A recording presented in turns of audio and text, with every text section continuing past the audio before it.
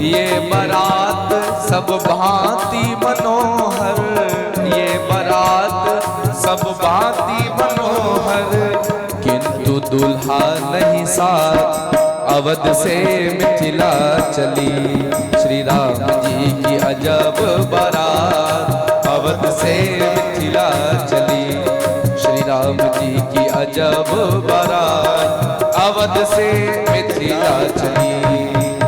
श्री सीताराम जी महाराज की बारात चली, लेकिन श्री राम जी की अजब बारात। अजब बारात क्यों कहा?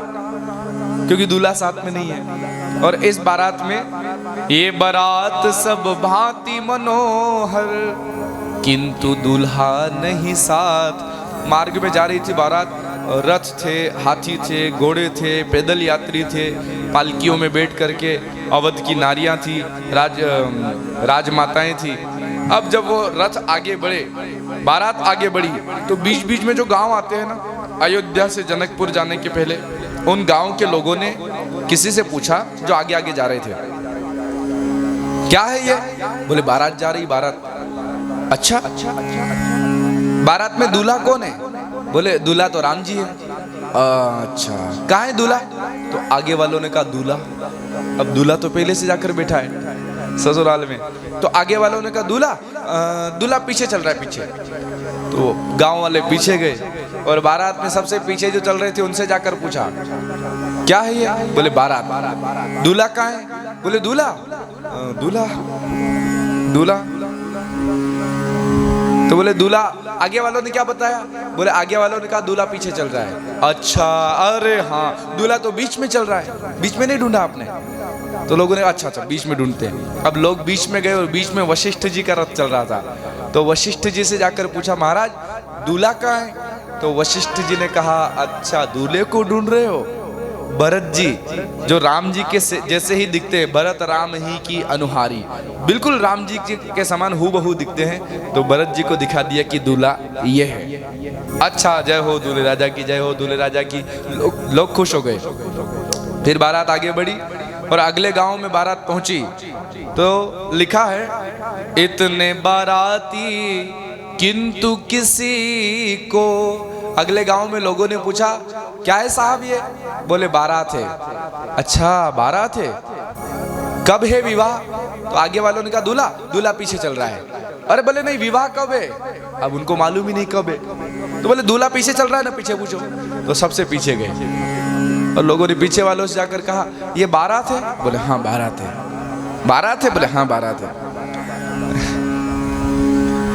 कई बार क्या होता है, एक बार एक गांव में एक बहरा बाजार जा रहा था और एक बहरा बाजार से आ रहा था। हमारे गुरुजी मुकुंद मुनि जी महाराज ये कई बार सुनाते थे। बोले एक बहरा बाजार जा रहा था, बहरा मतलब सुनाई नहीं दो जैसे, और एक बहरा बाजार से आ रहा था। अच्छा, जो बहरे लोग होते हैं ना, ये अपने आप में ऐसा मानते हैं कि लोगों को हम ऐसे ऐसे दिखें, ऐसे प्रस्तुत हों कि लोगों को पता नहीं चलने दे कि हमको सुनाई नहीं देता। तो बाजार से आने वाले बहरे से जाने वाले बहरे ने पूछा क्या आप बाजार गए थे? तो सामने वाले को अब सुनाई तो देता नहीं, उसको न जाने क्या लगा, तो बोले नहीं नहीं मैं बाजार गया था। तो उसने जो कहा ना कि मैं नहीं नहीं मैं बाजार गया था, तो इस इधर वाले को कुछ ना कुछ तो उत्तर देना था। अब ये भी बहरा, तो इसने कहा अच्छा अच्छा मैं समझा आप बाजार गए थे। श्री राम जय राम। दोनों ही बहरे। एक व्यक्ति बीमार पड़ गया। अब जब बीमार पड़ा, हॉस्पिटल में भर्ती था, तो लोग मिलने जाते हैं ना कि चलो थोड़े हालचाल पूछे आए। तो उसके एक परिवार का व्यक्ति बहरा, उसको कम सुनाई देता था, तो वो पहुंच गया हालचाल पूछने। अब बहरा था पर लेकिन प्रस्तुत ऐसा होता था कि लोगों को पता ना चले कि मैं बहरा हूं। अंदाज से कुछ ना कुछ उत्तर देना ही देना है, भले वो उत्तर कुछ भी हो। तो पूछा सामने वाले उस मरीज से, क्यों जी अब कैसे हो? बोले अरे मर रहे हैं। बहुत बढ़िया बहुत बढ़िया। फिर तो बोले हम मर रहे हैं और ये कह रहा बहुत बढ़िया, क्योंकि इसको सुनाई नहीं दिया। अच्छा अच्छा, तो कौन से डॉक्टर का इलाज चल रहा है? डॉक्टर का? यमराज का इलाज चल रहा है। अरे वाह वाह, बहुत बढ़िया डॉक्टर है, इतना बढ़िया इलाज करते हैं कि फिर इलाज की जरूरत ही नहीं पड़ती। तो उसने परेशान हो गया बेचारा। अब इसने बहरे ने तीसरा प्रश्न पूछ लिया, खाने में क्या कहा है, क्या हल्का फुल्का खाने का कहा होगा, क्या खाने का कहा है? बोले पत्थर खाने को कहें। अरे वाह वाह वाह वाह, बहुत बढ़िया पाचक चीज है, ये तो खाना ही चाहिए। श्री राम जय राम। तो ये बहरे जो होते हैं इनको ऐसा लगता है कि सामने वाले को हम अच्छे से सुन पा रहे हैं, बल्कि सुनाई कुछ नहीं देता। आज अयोध्या वासी जब जाने लगे, मार्ग में लोगों ने पूछा कि विवाह कब है? बोले दूल्हा पीछे चल रहा है।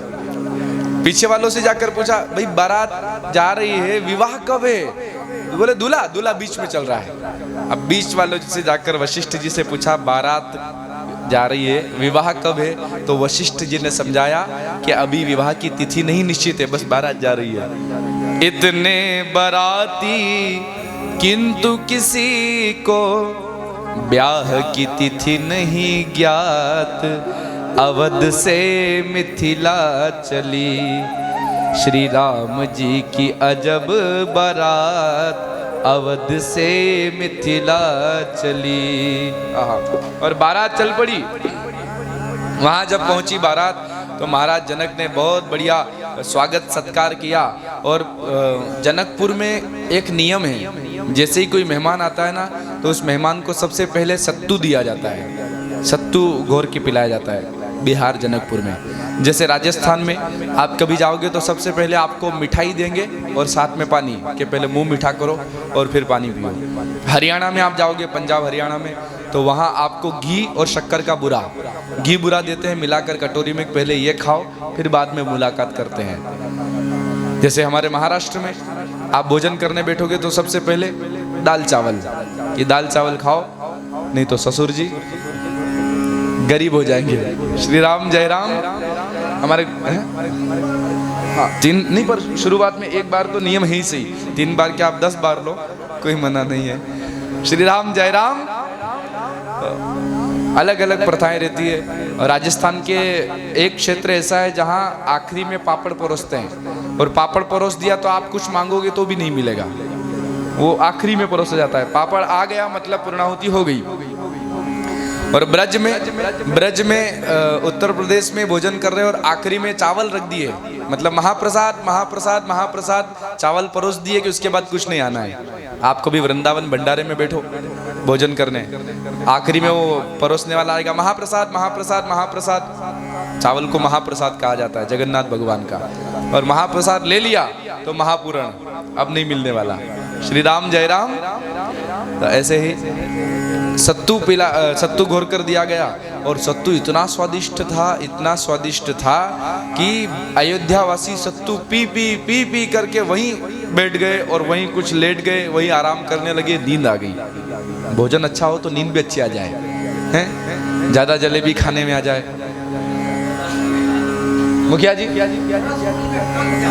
मुखिया जी हमारे पाटिल सर परोसने के लिए आए। मुखिया जी जलेबी लो ना। बोले शुरू में ही ले ली 10-15, क्या पता बाद में आए नहीं आए तो, गिनती की बनाई हो तो। श्री राम जय राम। हाँ, तो पहले ही रखवा ली। खैर विनोद की बात, लेकिन जब ऐसा भोजन मिले तो फिर क्या नींद नहीं आएगी। घोल घोल के रस, आम रस पिए जाओ, फिर क्या नींद नहीं आए। ऐसी नींद आती है कि पूछो ही मत। श्री राम जय राम। परंतु जिसको जो करना होता है, नींद को किनारे रखकर वो अपना काम कर लेता है। हम लोग सोने में लगे और हमारे नंदलाल सर 22 कुंड का स्नान करके आ गए। सर आप धन्यवाद के पात्र हैं।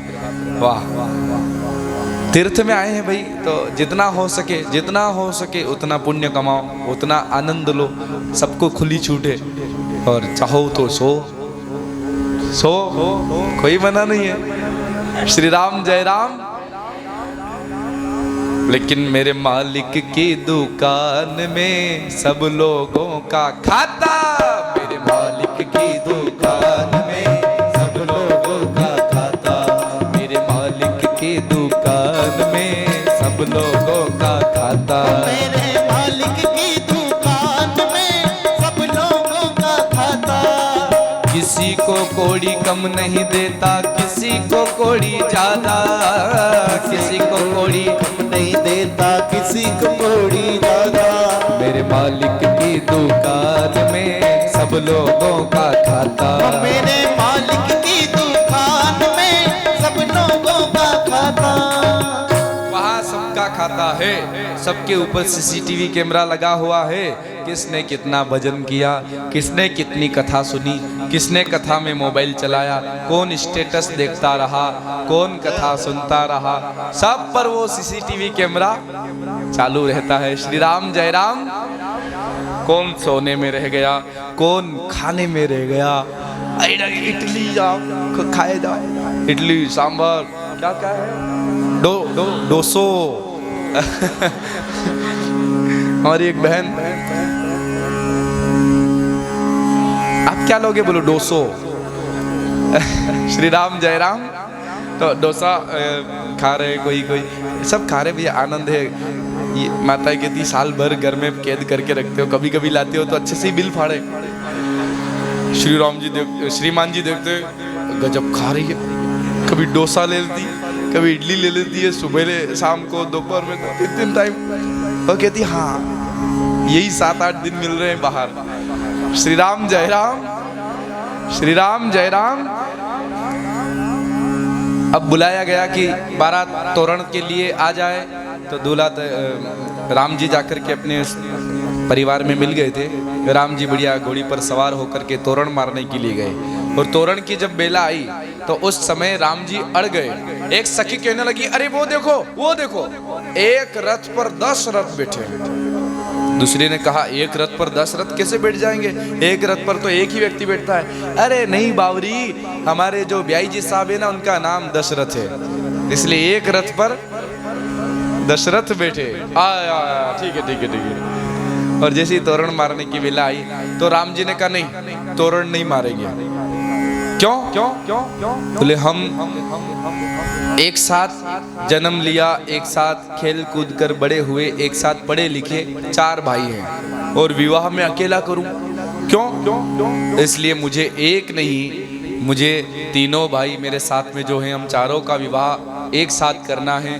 तो आपके घर में जो जानकी जी के अलावा 3 बेटियां और हैं, महाराज जनक की, कुशध्वज जनक की 3 बेटियां, उन तीनों कन्याओं का विवाह यदि मेरे तीनों भाइयों से करो तो तोरण मारो।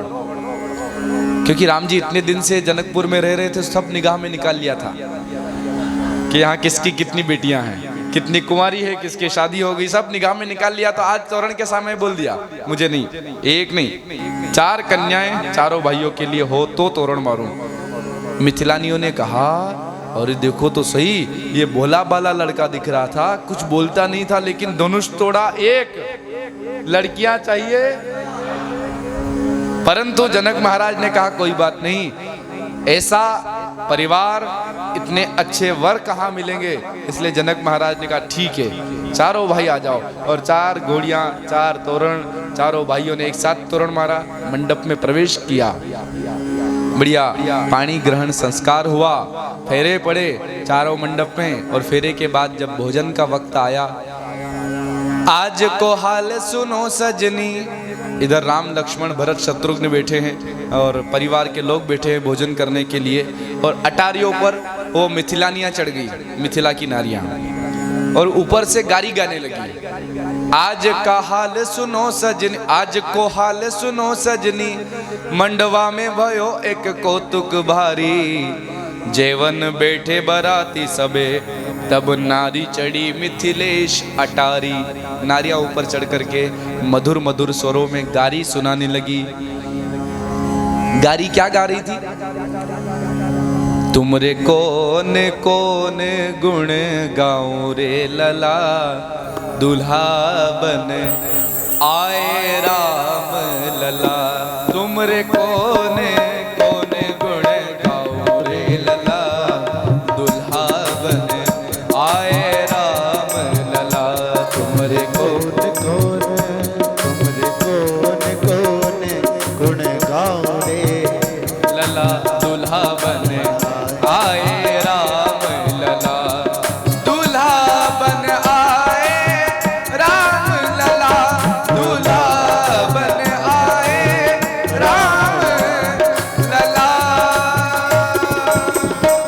दूल्हा बनकर तो आ गए, लेकिन आपके क्या क्या गुण गाएं। तो एक सखी कहने लगी, तुमरी माता कौशल्या हमरी जानी रे लला।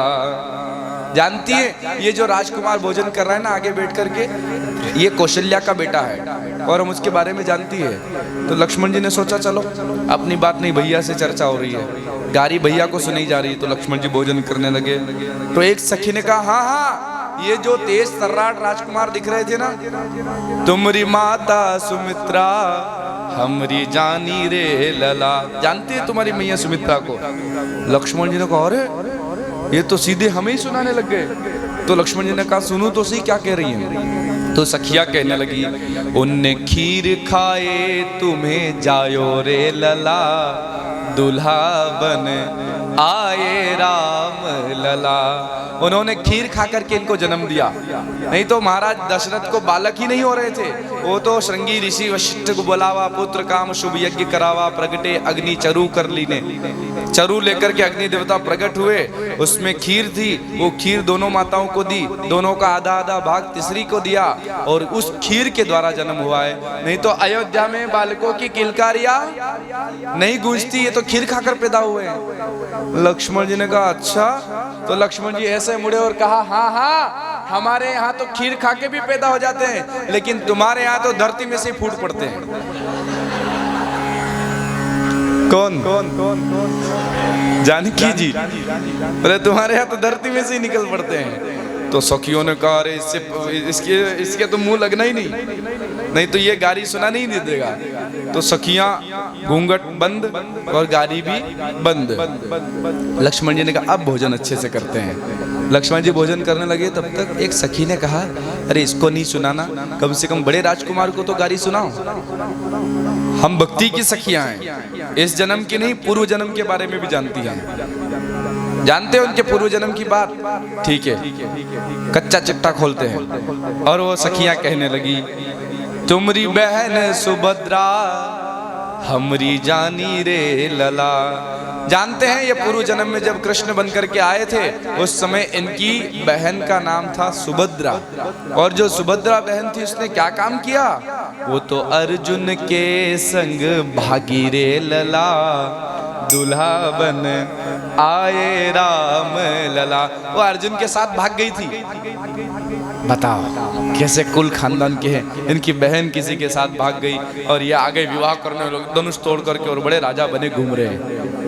तो अब लक्ष्मण जी ने कहा, ये अपने बारी अपने तरफ की बात नहीं, ये भैया के हिस्से की बात, अब वो संभाले। राम जी सुनते रहे।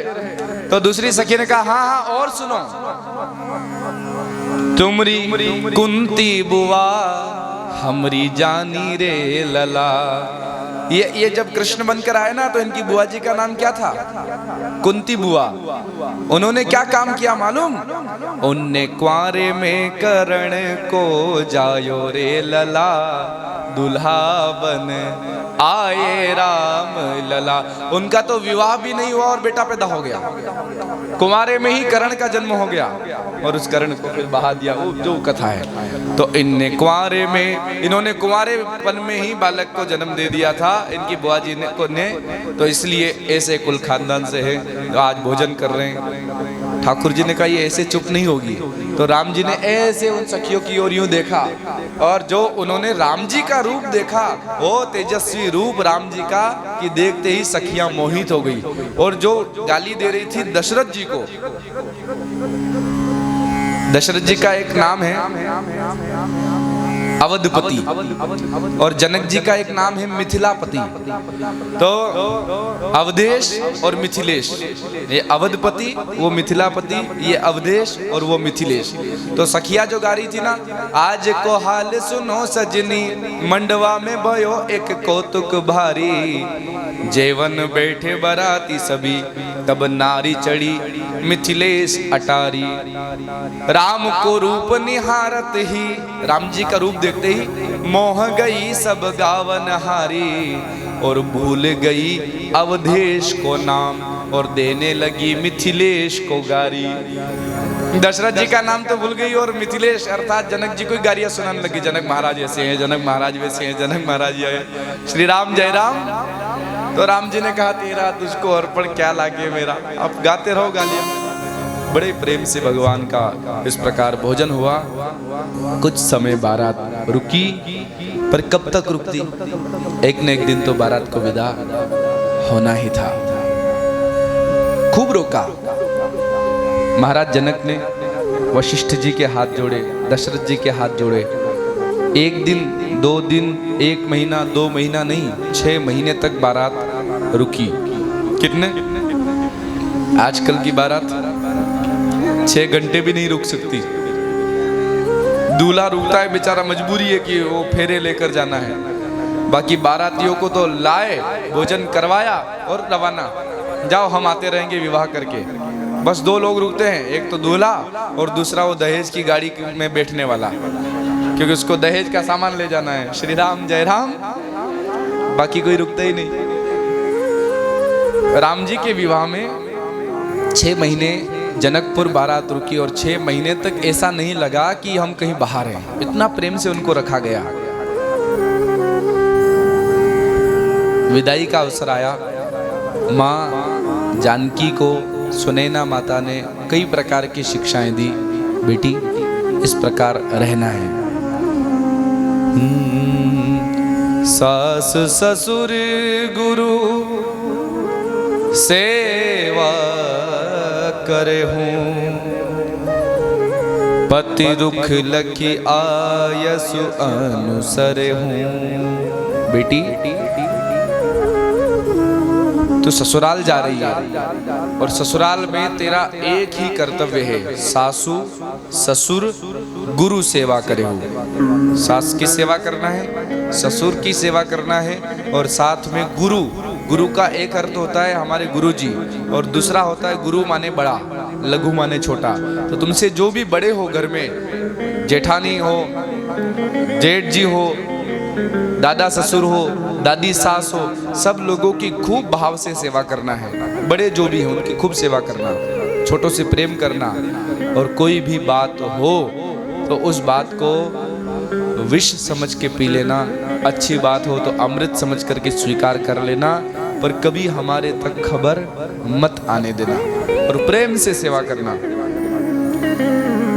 शिक्षाएं कई प्रकार की दी है और मैं कहता हूँ अक्सर कि माताएं अगर अपनी बेटी को विदा करे तो कभी ये कहकर ना विदा करे कि हमने बहुत दिया है तो अलग हो जाना। बस यही कहना कि जैसे इस कुल खानदान की तूने लाज रखी वैसी ही उस कुल खानदान की तुझे लाज रखना है। जैसे यहाँ सेवा की वैसे ही वहाँ सेवा करना है। उसे अपना परिवार, सास ससुर को अपने माँ बाप समझना है और उसकी सेवा करना है। जानकी जी विदा जब होने लगी, महाराज जनक जिनको कहा जाता है विदेहराज जनक, विदेहराज मतलब देह से कोई मतलब ही नहीं है, जनक जी के जीवन की एक घटना है।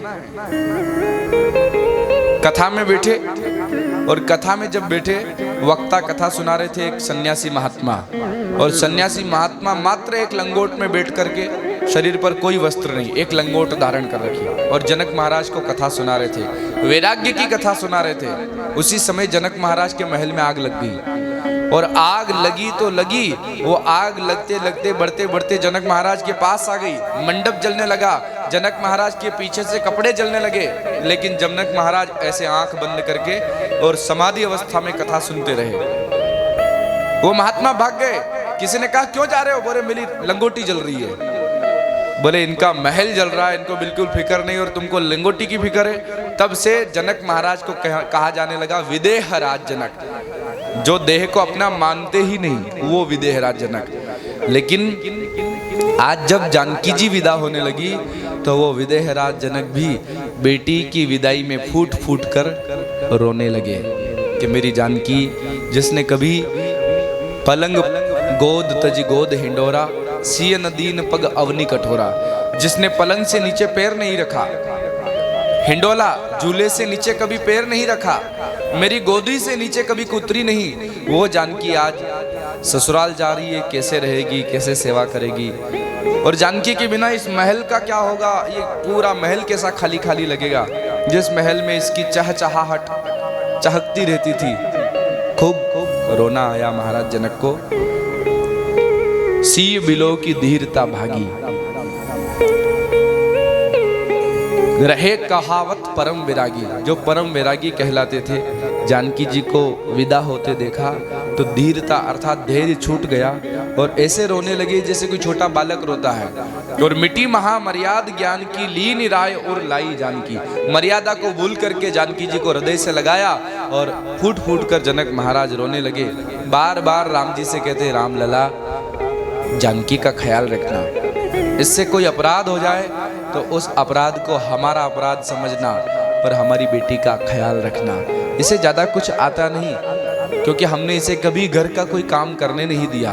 इसलिए राम काकरी आहू गड़े सिय के पग में गड़े तो पतिया लिख दीजो। यदि जानकी के पैरों में कंकर भी चुभे तो पत्र लिख देना, क्योंकि ये बहुत कोमल है और हम कैसे रहेंगे नहीं मालूम, पर आते जाते रहना। खैर जाना तो था ही सही। धीरे धीरे पालकियां उठाई गई और पालकियों में 4 बहुएं आज जनकपुर से विदा हो रही, 4 बेटियां विदा हो रही है। और धीरे धीरे रथ बढ़े।